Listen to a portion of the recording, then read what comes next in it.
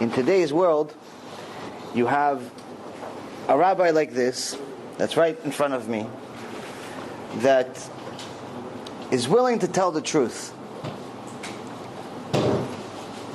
In today's world, you can't find too much of the truth, unfortunately, and one of the main reasons is because we live in a world that is politically correct.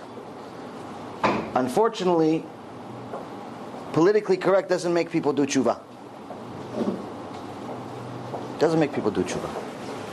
Why doesn't it make people do tshuva? Because when you're politically correct, you worry too much about people's feelings.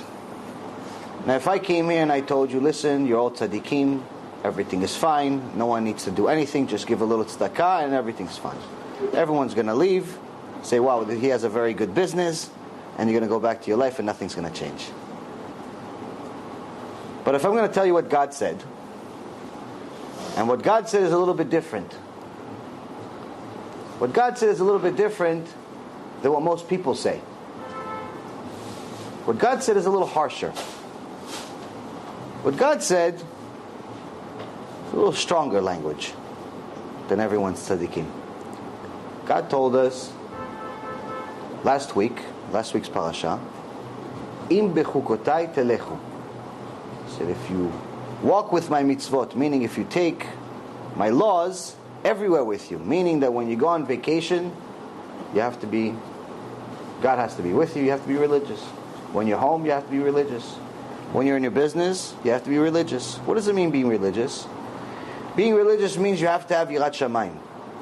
It's the foundation of religion is to have yirat shamayim. Know that HaShem is watching you at all times.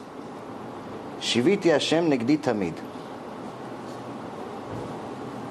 Now, if you really believe that HaShem is watching everything that you're doing, we'd act a little different.